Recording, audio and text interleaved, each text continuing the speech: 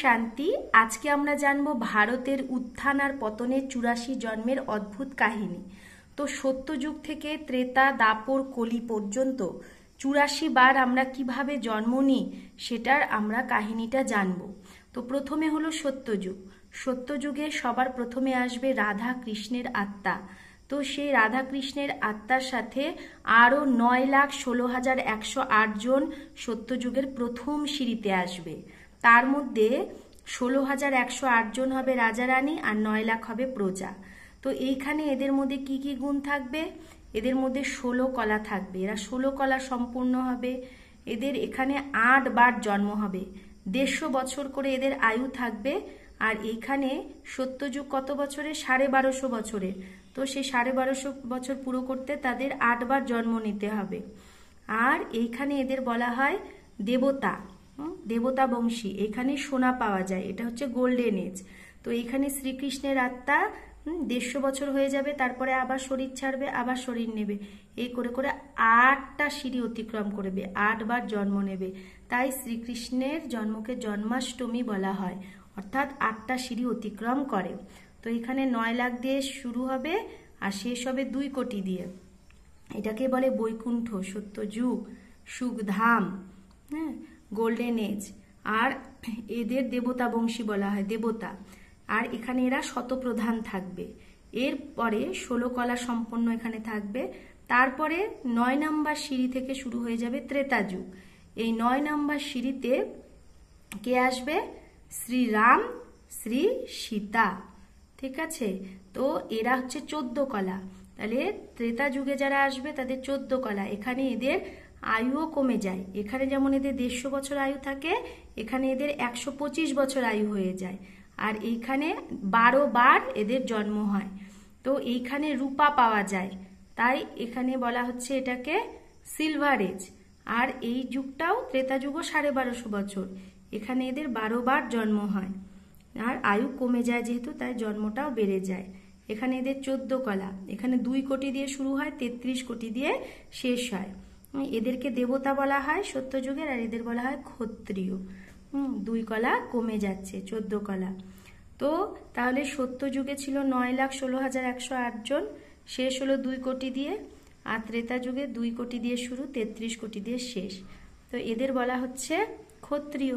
তাহলে এই 2 যুগই হলো ভারতের, এটা হলো স্বর্গ, এটা হলো সেমি স্বর্গ, ঠিক আছে। তো এটাই হচ্ছে ভারতের উত্থান, মানে যখন ভারত স্বর্গ ছিল, ঠিক আছে। তো এইবার এরপরে কোন যুগ আসছে? দাপর যুগ। তাহলে এখানে এই যে রামের আত্মাটা কত নাম্বার সিঁড়িতে আসলো? 9 নাম্বার সিঁড়িতে এলো না, তাই রামের জন্মকে রাম নবমী বলে, যেহেতু সে নবম সিঁড়িতে আসে। এইবার দাপর যুগ। তাহলে যে সমস্ত আত্মা এখানে ছিল সত্য ত্রেতায়, সেই শুরু থেকে ত্রেতা অবধি 33 কোটি, সেই আত্মাগুলোই আবার কোথায় চলে আসছে? এই দাপর যুগে। তাহলে এইখানে আমরা নিজেকে ভুলে গেলাম যে আমরা আত্মা, আমরা নিজেকে দেহ ভাবা শুরু করলাম। আর যখন থেকে দেহ ভাবা শুরু করি তখন থেকেই আমাদের মধ্যে 5 বিকার, কাম, ক্রোধ, লোভ, মোহ, অহংকার, এগুলো চলে আসে। আর তখন থেকেই আমাদের কি হয়? ভক্তিও শুরু হয়। তাহলে দাপর যুগে এই যে কে এলো? রাজা বিক্রমাদিত্য প্রথম শিবের পূজা শুরু করলো। তাহলে দাপর যুগে আমাদের কি হলো? কলা আরো কমে গেল। এখানে তো তাও 14 কলা ছিল, এখানে হয়ে গেল 8 কলা। এখানে আয়ুও আমাদের কি হলো? কমে গেল। এখানে ক্ষত্রিয় বলা হতো, দাপর যুগে আমাদের বলা হচ্ছে বৈশ্য বর্ণ, ঠিক আছে। আর এইখানে আমাদের তামা পাওয়া শুরু হয়, তামার যুগ শুরু হয়। তো এটা হলো কপার এজ। এখানে আমাদেরকে বলা হয় বৈশ্য।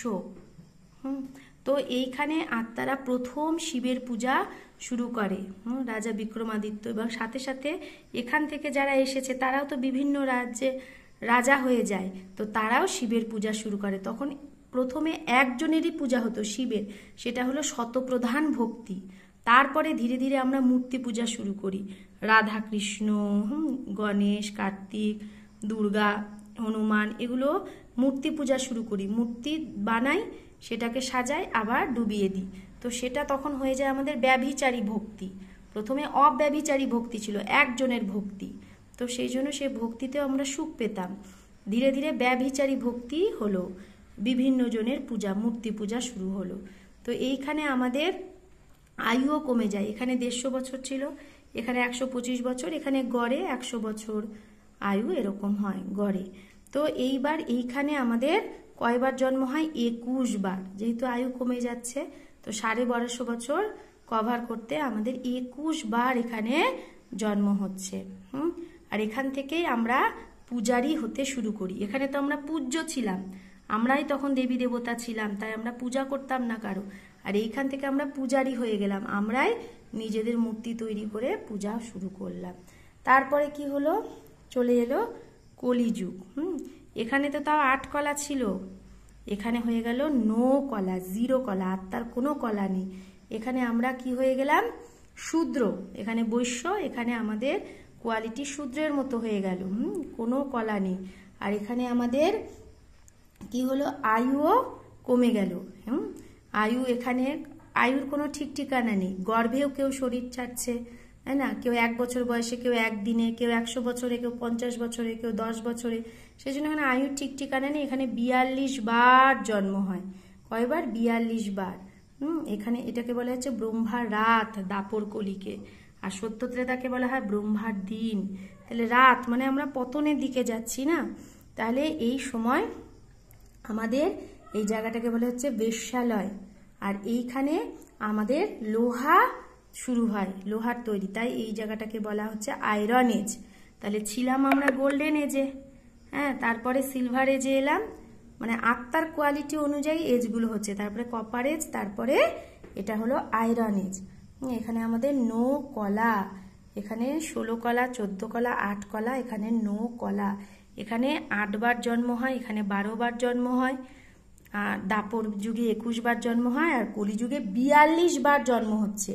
যেহেতু আয়ু কম, কিন্তু 1250 বছর কভার করার জন্য 42 বার জন্ম হচ্ছে। ঠিক আছে? তাহলে এইরকম ভাবে তাহলে আমাদের কয়বার জন্ম হচ্ছে? প্রথমে তো বছর কত? সত্যযুগ 1250, ত্রেতা 1250, দাপর 1250, কলি 1250, টোটাল 5000 বছরের এই চক্র। আর সেইখানে আমরা জন্ম নিচ্ছি, শ্রীকৃষ্ণের আত্মা কয়বার জন্ম নিচ্ছি? এখানে 8 বার, এখানে 12 বার, তাহলে 20 বার, এখানে 21 বার দাপর যুগে, আর কলি যুগে 42 বার। তাহলে কত হলো? 83। আর যখন সে একদম 83 নাম্বার জন্মে চলে যায়, তখন সেই শ্রীকৃষ্ণের আত্মাটাই হয়ে যায় এখানে লেকরাজ। এটা তার 83 নাম্বার যখন জন্ম হয়, যখন তার 60 বছর বয়স হয়ে যায়, তখন শিব বাবা তার মধ্যে প্রবেশ করে। নিরাকার জ্যোতির্বিন্দু শিব বাবা ভগবান এই ধরায় অবতরিত হয়ে সেই শ্রীকৃষ্ণের আত্মার যে লাস্ট শরীর, তার লাস্ট শরীরে প্রবেশ করে, লেকরাজের শরীরে, দাদা লেকরাজের শরীরে। তার তনে প্রবেশ করে বলে, তুমি একটা আত্মা, তুমি সত্যযুগে শ্রীকৃষ্ণ ছিলে, এখন তুমি জন্ম মৃত্যু নিতে নিতে লেকরাজ হয়ে গেছে। এখন তোমার শরীর দ্বারাই, তন দ্বারাই, মুখ দ্বারাই আমি গীতা জ্ঞান শোনাতে এসেছি সমস্ত আত্মাকে। তাই তোমার নাম এখন থেকে প্রজাপিতা ব্রহ্মা, সব প্রজা বাচ্চাদের তুমি পিতা হয়ে গেলে। তো তখন তার একটা নতুন জন্ম হলো, সেটা হলো 84 নাম্বার জন্ম। তাহলে শ্রীকৃষ্ণের আত্মার টোটাল কয়বার জন্ম হচ্ছে? 84 বার। 8, 12, 21, 42, আর এই এক জন্ম, অলৌকিক জন্ম, এটা পরমাত্মার দ্বারা, হ্যাঁ, তার নতুন এক জন্ম হলো। তাহলে একটা আত্মার সব থেকে বেশি কয়বার জন্ম নিতে পারে? ম্যাক্সিমাম 84 বার। যে সত্যযুগের প্রথম সিঁড়িতে আসবে, সে ম্যাক্সিমাম 84 বার জন্ম নেবে। ঠিক আছে, লাস্ট অবধি। আর মিনিমাম কয়বার জন্ম নিতে পারে একটা আত্মা? একবার। মানে যে আত্মা এখনো পরমধামেই আছে। হ্যাঁ, আমাদের সব আত্মার বাড়ি কোথায়? পরমধাম। এখানে তো আমরা নাটক করতে আসি, এই যে সত্য ত্রেতা দাপর কলি, এগুলো পৃথিবীতেই, হ্যাঁ, আমরা এই নাটকটা করি। তাহলে যে আত্মা সত্য যুগেও আসেনি, ত্রেতা যুগেও আসেনি, দাপর যুগেও আসেনি, কলি যুগেও আসেনি, মানে এখনো সে পরম ধামেই আছে, কিন্তু তাকেও তো তার পাঠ বাজাতে হবে। পাঠ বাজানোর জন্য তাকে এই সৃষ্টি নাট্যমঞ্চে তাকে আসতেই হবে। তাহলে নাট্যমঞ্চে যদি সে আসে, এখন 2025 সাল চলছে, তাহলে সে কত বছর এখানে নাটক করবে? আর কিছু বছরই আছে এই কলিযুগের অন্তিম। আমরা দেখতে পাচ্ছি কলিযুগ এখন একদম অন্তিম পর্যায়ে পৌঁছে গেছে। তাহলে সে এখন মিনিমাম একবার জন্ম নিয়ে এই জন্মেই সে কি শতপ্রধান, শত, রজতম সব স্টেজগুলো দেখবে। যেরকম সত্যযুগে আমরা আমাদের এই শতপ্রধান, শত, রজতম দেখতে কি যে সত্যযুগের প্রথম সিঁড়িতে আসবে সে 4টে স্টেজ অতিক্রম করতে তার 5000 বছর লাগে। যেরকম এইখানে আমরা শতপ্রধান ছিলাম সত্যযুগে, তারপরে হলাম শত ত্রেতা যুগে, দাপর যুগে হলাম রজপ্রধান, আর কলিযুগে হলাম তম প্রধান, তাই না? তাহলে এই 4টে স্টেজ দেখতে আমাদের 5000 বছর লাগলো। কিন্তু যে আত্মা এখন পরমধাম থেকে নামবে নিচে, তাহলে তার কাছে তো আর কয়েকটা দিনই আছে, কয়েকটা বছর আছে। তাহলে সে এই 4টে স্টেজ ওই একটা জন্মেই দেখবে, একটা জন্মেই সুখ দেখবে, অতি সুখ দেখবে, তারপরে ধীরে ধীরে দুঃখ দেখবে, তারপরে অতি দুঃখ দেখবে। দেখে তারপরে আমরা সবাই এখন চলে যাব কোথায়? এখন আমাদের এই নাটকের শেষ, সত্য ত্রেতা দাপর কলির এই 5000 বছরের নাটক শেষ। এখন ভগবান এসে বলছে তোমাকে এই শরীর ছাড়তে হবে আর এখন যেতে হবে পরম ধাম। এতদিন আমরা নিজের বাড়ি যাইনি উপরে লাল আকাশে, এতদিন আমরা এখানে জন্মেছি, এখানে এই শরীর ছেড়েছি, মৃত্যু হয়েছে, আবার নতুন শরীর নিয়েছি, আবার নতুন, এই করে করে 5000 বছর আমরা এখানে এই পৃথিবীতেই নাটক করেছি। এখন ভগবান বলছে নাটক শেষ। তো নাটক শেষ হলে আমরা কোথায় যাই? নিজের বাড়ি। তাহলে আমাদের সব আত্মার বাড়ি কোথায়? পরমধাম। কারণ নাটকটা কে করছে? আমরা আত্মারা, শরীর রূপী ড্রেস পরে। তাহলে শরীরটাকে এখানেই ছাড়তে হবে, ড্রেসটা। তাহলে এখন সবার মৃত্যুর সময়, এখন সব আত্মাকে শরীর ছেড়ে নিজের ঘর, নিজের বাবা শিব বাবার কাছে যেতে হবে। শিব বাবা এখন পৃথিবীতে চলে এসেছে আমাদেরকে নিতে। তাই শিব বাবা সবাইকে মেসেজ দিচ্ছে যে নিজেকে চেনো, তুমি কে? তুমি শরীর না, তুমি একটা দিব্য শক্তি, তুমি একটা প্রকাশ, তুমি একটা চৈতন্য শক্তি, আত্মা। তুমি আত্মার বিভিন্ন শরীর নিয়ে একটা এই নাটকটা তুমি প্লে করেছো। আমরা কি করেছি? মানুষ মনে মানুষই হয়। তো আমরা হচ্ছে সত্য ত্রেতা দাপর কলি এই 5000 বছরের নাটক এখানে করেছি। করার পর এখন আমাদের নাটকের অন্তিম পর্যায়ে আমরা আত্মারা এখন আমাদের এই লাস্ট শরীরটা ছেড়ে যাব পরম ধাম। আমাদের এখন যাত্রা টুয়ার্ডস আওয়ার হোম। আমাদের হোম হলো পরম ধাম, শান্তিধাম, যেখানে শান্তি শান্তি। তাহলে সেখানে যাওয়ার জন্য আমাদেরকে আমাদের যে এই 5000 বছরে কত কর্ম করেছি, কত বিকর্ম হয়েছে, কত পাপ করেছি, তাই না? তাহলে সেই পাপকে মুক্ত করতে হবে। পাপ থেকে মুক্ত হয়ে তবেই তো আমরা এইখানে যেতে পারবো না। এই জায়গাটা কত পবিত্র ধাম। তাহলে পাপ থেকে মুক্ত হওয়ার একটাই উপায়, নিজেকে আত্মা মনে করে পরমাত্মাকে স্মরণ করা। যে আমি কে? আমি একটা আত্মা, আমার পিতা পরমাত্মা নিরাকার জ্যোতির্বিন্দু শিব বাবা। তাকে যত আমরা স্মরণ করব তত তার যে যোগের অগ্নি, সেই অগ্নি দ্বারা আমাদের বিকর্ম বিনাশ হবে। তাহলে আজকে আমরা বুঝলাম ভারতের কি করে উত্থান হয় আর পতন হয়। তাহলে আমাদের 84 লক্ষ জনই হয় না, আমাদের টোটাল 84 বার জন্ম হয় ম্যাক্সিমাম।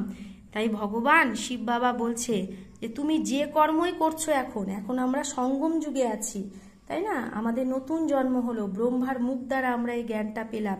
তো এটা সঙ্গম যুগের এক জন্ম, তাহলে 84 নাম্বার জন্ম। তো শিব বাবা বলছে তুমি যে কর্মই করবে তোমার 84 জন্মটাকে লক্ষ্য রেখে করো। ল যুক্ত ক্ষয়ে জফলা, যে আমি আমার কর্মের আধারেই আমার 84টা জন্ম নির্ধারিত হবে। আমি কোন পরিবারে জন্মাবো, কিরকম আমার স্ট্যাটাস হবে, তাই না? আর সেটাকে আমরা লক্ষ্যটাকে আমরা যুক্তক্ষয় জফলাটাকে সরিয়ে দিয়ে লক্ষ্য বলে দিয়েছি। যে আমরা 84 লক্ষ জনি ধারণ করি, মানে কুকুর, বিড়াল, গরু, ছাগল সব হই। হ্যাঁ না, পরমাত্মা বলছে মানুষ মরে মানুষই হয়। যেরকম আম গাছের বীজ থেকে আম হয়, জাম গাছের বীজ থেকে জাম হয়, কলা গাছের বীজ থেকে কলা হয়, সেরকম মানুষ আত্মা থেকে সে মানুষই হয়। তাহলে আমরা মানুষ, তো আমরা প্রত্যেক জন্মে 84 বার মানুষই হয়েছি। হ্যাঁ, কিন্তু আমাদের কিরকম কোন পরিবারে জন্ম হবে, কিরকম আমার সুখ দুঃখ সব নির্ভর করবে আমার বর্তমান সঙ্গম যুগে আমার কর্মের উপরে। তাই এখন আমাদের যে কোনো কর্ম করব নিজেকে আত্মা ভেবে পরমাত্মাকে স্মরণ করে আমরা যে কোনো কর্ম করব, তাহলে আমাদের কর্ম শ্রেষ্ঠ হবে, আমাদের বিকর্ম বিনাশ হবে, আর আমরা পরমধামে গিয়ে আবার যে নতুন যুগ আসবে সত্য যুগে আসতে পারবো। আর আমাদের ভালো আমরা পদের অধিকারী হব, ভালো পরিবারে আমাদের জন্ম হবে, রয়্যাল হব, আমাদের সংস্কার রয়্যাল হবে। তো সব গুণ এখনই আমাদের সঙ্গম যুগে ধারণ করতে হবে।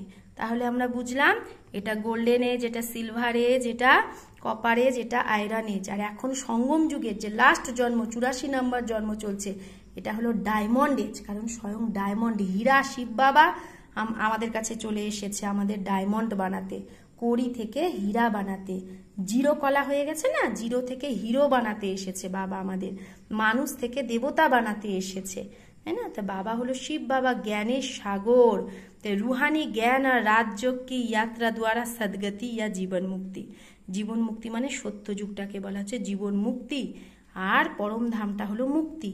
তাহলে প্রথমে আমরা মুক্তিতে তো সবাইকে বাবা নিয়ে যাবে, সবাই পরম ধাম যাবে, কিন্তু তারপরে সত্য যুগ অর্থাৎ জীবন মুক্তিতে সেই আসবে যে এই সত্য জ্ঞানটা ধারণ করবে আর সত্য শিব বাবার জ্ঞানটা শুনবে। কারণ শিব বাবাকে কি বলে? সত্যম শিবম সুন্দরম। তাহলে যে শিব বাবাকে স্মরণ করবে বিন্দু রূপে, কারণ শিব বাবা কোনো কালো না, সে তো সত্যম শিবম সুন্দরম, সুন্দর, সে জ্যোতির বিন্দু, তার কোনো শরীর নেই, সে নিরাকার জ্যোতি। তাহলে সে জ্যোতি রূপে তাকে যে স্মরণ করবে তবেই তার বিকর্ম বিনাশ হবে, আসে সত্য যুগে অর্থাৎ জীবন মুক্তিতে আসতে পারবে। সত্য যুগটাকেই বলা হয় স্বর্গ, আর এখন কলিযুগটাকে বলা হচ্ছে নরক। ঠিক আছে, এটা হলো কি সত্য যুগ মানে স্বর্গ, আর এটা হচ্ছে নরক। এটা ছিল হেভেন, এখন এটা হয়ে গেছে হেল। এই দুনিয়াটা একটাই ছিল, এই দুনিয়াটাই নতুন হয়, নতুন থেকে ধীরে ধীরে কিভাবে পুরানো হয়ে গেছে। আবার শিব বাবা এই পুরানো দুনিয়াটাকে নতুন বানাতে এসেছে সত্যযুগ। তো শিব বাবা তো সত্যযুগ বানাবে, কিন্তু সত্যযুগে কারা থাকবে? যারা এখন সত্য জ্ঞানের আধারে নিজের জীবনকে সত্য বানাবে, নিজের কর্মকে শ্রেষ্ঠ বানাবে, তারাই সত্যযুগে যেতে পারবে। সত্যযুগেও অনেক পথ থাকবে, কেউ রাজা হবে, কেউ প্রজা হবে, কেউ চাকর হবে, সেটা নিজের কর্মের আধারে নির্ভর করছে। এখন যদি আমরা নিজের কর্মেন্দ্রিয়ের উপর রাজত্ব করতে পারি, নিজের কর্মেন্দ্রিয়কে কন্ট্রোল করতে পারি, তাহলেই আমরা বিশ্বের রাজ্য ভাগ্য পাবো, বিশ্বের রাজা হতে পারবো, সবার উপর সবাইকে ভালোভাবে চালাতে পারবো। আর এখন যদি আমরা নিজের কর্মেন্দ্রিয়কে কন্ট্রোল না করতে পারি, হ্যাঁ কখনো কন্ট্রোল করছি, কখনো পারছি না, কখনো কর্মেন্দ্রিয়ের বশীভূত হয়ে যাচ্ছি, কখনো কর্মেন্দ্রিয়কে ঠিক মতো কাজে লাগাচ্ছি, তাহলে কি হবে? ওখানে প্রজা হয়ে যাব, চালাতে পারবো না, না? তার জন্য ওখানেও রাজা হতে পারবো না, প্রজা। আর এখানে হয়তো যদি আমি কর্মেন্দ্রিয়কে একদমই চালাতে পারছি না, কর্মেন্দ্রিয়কে না চালে কর্মেন্দ্রিয়েরই বশীভূত হয়ে যাচ্ছি, তাহলে কি হবে? কর্মেন্দ্রিয়ের দাস যদি এখানে হয়ে যায় আত্মা, তাহলে কি হবে? ওইখানেও আমি দাস দাসী হব। তাহলে সবকিছু আমার কর্মের আধারেই নির্ভর করছে, আমার পুরুষার্থের আধারেই নির্ভর করছে।